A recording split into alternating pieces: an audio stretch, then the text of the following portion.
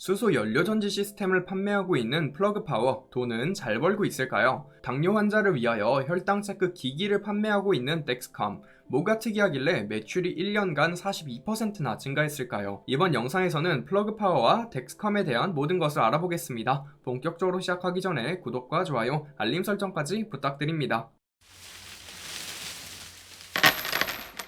플러그파워는 수소 연료 전지 시스템을 판매하고 있는 기업입니다. 현재 고객들의 시설에 수소를 배송시켜주고 있으며 고객들에게 판매를 위하여 플러그파워가 구매하는 액체 수소의 양이 미국에서 가장 많다고 하죠. 기존 배터리를 수소 연료 전지로 교체하겠다는 방향성을 보이고 있습니다. 먼저 수소 연료 전지에 대하여 간단하게 알아볼게요. 수소와 산소를 이용하여 전기를 생산하는 배터리라고 보시면 됩니다. 수소가 생산되고 이산화탄소와 같은 안 좋은 물질이 배출되는 것이 아닌 물이 배출되기에 친환경적인 전기 생산 방식이라고 알려져 있죠. 따라서 수소만 청정한 방식으로 생산이 된다면 탄소 배출량이 존재하지 않는 에너지 저장 수단입니다. 현재로서는 대부분의 수소가 천연가스, 원유 등에서 생산이 되기에 순수하게 청정 에너지라고 보기에는 어렵죠. 일반적인 배터리, 전지들보다 발전 효율이 훨씬 높다고 합니다. 플러그파워가 제공하는 주된 제품 및 서비스에 대하여 알아볼게요. 젠드라이브라는 차량에 들어가는 수소 연료 전지를 판매하고 있습니다. 테슬라처럼 자가용에 들어가는 전지가 아닌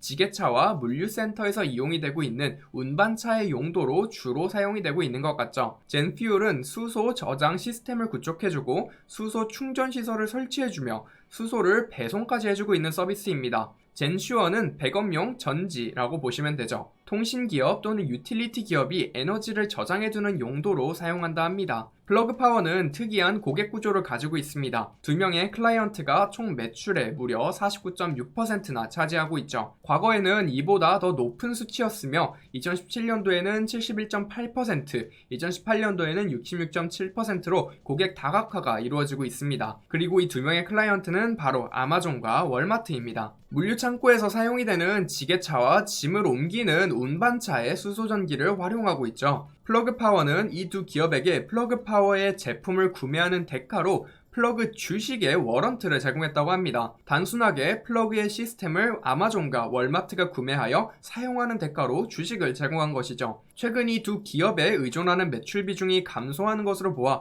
어쨌든 성공적인 전략이었음을 알 수 있습니다. 직접적으로 월마트와 아마존이 돈을 지불하고 주식을 매수한 것은 아니지만 간접적으로 플러그에 투자한 꼴이 되었거든요. 비즈니스 모델도 살펴봐야겠죠. 연료전지 및 관련 인프라를 판매하는 영역이 총 매출의 65%를 차지하고 있습니다. 매출 총이익이 21.3%로 일단 제품을 팔아서 돈을 남기고는 있죠. 서비스 영역은 판매된 수소 관련 시스템을 유지, 보수해주는 대가로 수익을 창출하고 있습니다. PPA라고 불리는 Power Purchase Agreement도 사업으로 진행하고 있습니다. PPA는 단순하게 인프라를 빌려주고 빌린 주체가 에너지를 사용한 만큼 전기세 내듯이 플러그파워에게 돈을 지불하는 모델이죠. 테슬라 또는 썬런을 소개해드린 영상에서 PPA도 다뤘었죠. 수소 배송을 해주고 수익을 창출하고 있습니다. 액체 수소를 고객의 저장 탱크에 배달하고 있죠. 서비스, PPA, 수소 배송 영역은 매출 원가 이하로 판매하고 있어 적자를 보고 있습니다. 재무도 살펴봐야겠죠. 매출은 2019년도 기준 230밀리언이었으며 2018년도 대비 32% 증가한 수치입니다. 아직 적자를 보고 있는 기업이며 85밀리언을 잃었습니다. 다만 몇 년간 적자폭이 꾸준하게 유지되고 있으며 매출은 꾸준하게 성장하고 있어 모양 자체는 괜찮아 보입니다. 현금은 3분기 기준 448밀리언을 가지고 있으며 증자를 통하여 지속적으로 펀딩해주고 있습니다. 마무리를 하며 제 개인적인 생각도 나눠볼게요. 수소 자동차가 상용화되기 위해서는 전국에 인프라가 깔려 있어야만 합니다. 물류센터의 경우 물류센터에만 인프라를 깔면 되기에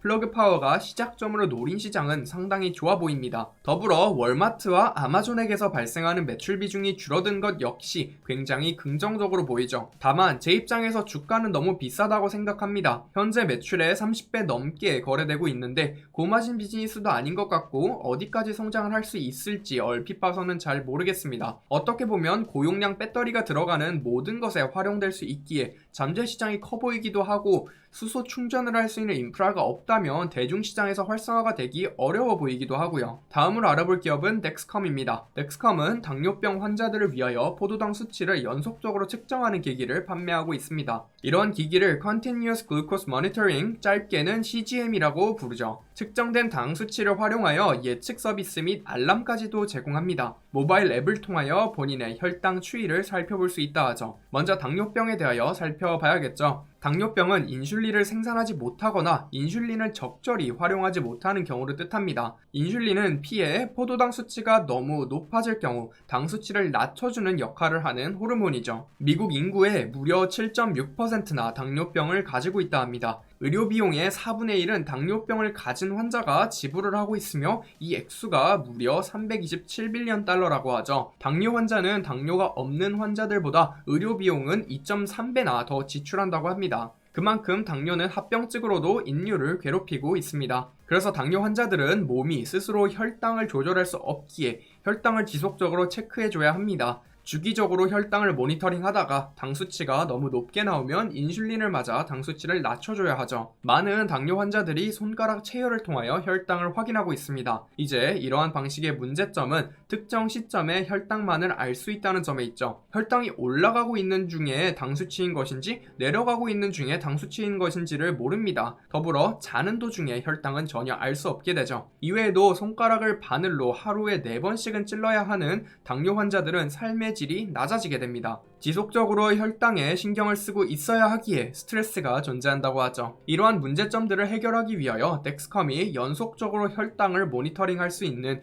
몸에 부착시키는 기기를 판매하는 것입니다. 연속 모니터링에는 몇 가지 장점이 존재합니다. 먼저 정확히 언제 인슐린을 주입시켜야 하는지 알 수 있습니다. 5분마다 본인의 당 수치가 모바일 앱으로 전송이 된다고 하며 특정 수치를 넘을 경우를 알람으로 설정할 수 있다 하죠. 신제품인 G6의 경우 혈당 보정을 위하여 손가락 체열을 하지 않아도 된다고 합니다. 이외에도 혈당이 과하게 내려갈 경우 발생하는 저혈당 쇼크를 미연에 방지하기 위하여 예측성 알람도 설정이 가능하다고 합니다. 하지만 덱스컴의 제품을 살펴보면 결론적으로 기능성은 당연하고 편의성이 가장 두드러지는 부분이라고 할 수 있습니다. 기기 자체가 작고 가벼우며 핸드폰으로 모든 데이터를 전송해주기 때문에 소비자 입장에서 편리하다고 느낄 수밖에 없죠. 비즈니스 모델도 살펴보겠습니다. 크게 재사용이 가능한 기기와 주기적으로 교체를 해줘야 하는 소모성 센서를 판매하고 있습니다. 면도기와 면도날 모델을 띄고 있죠. 덱스컴의 제품을 사용할 경우 지속적으로 센서를 구매해야 하기 때문에 안정적이고 주기적인 수익을 창출할 수 있습니다. 재무도 살펴보겠습니다. 매출은 2019년도 기준 1.48빌리언이었으며 2018년도 대비 43% 성장한 수치라고 합니다. 순이익은 101밀리언 달러였으며 2019년도에 처음으로 흑자 전환을 했죠. Gross Profit,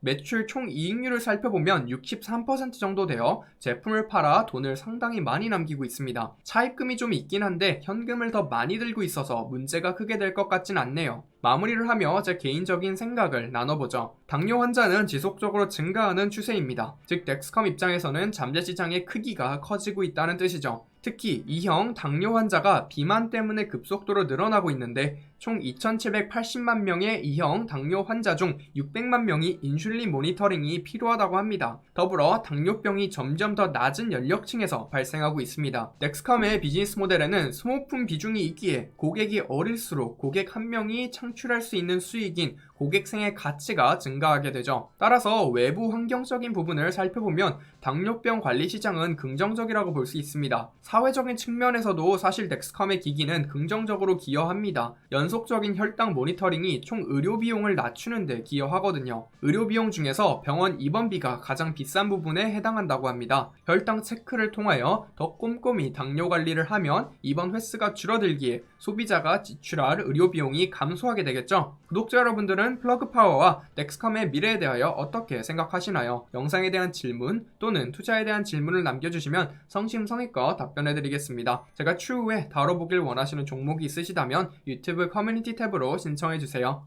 오늘 전해드린 투자 이야기 재미있고 유익하게 들어보셨나요? 더 많은 투자 이야기들이 준비되어 있으니 구독과 좋아요, 알림 설정까지 부탁드립니다.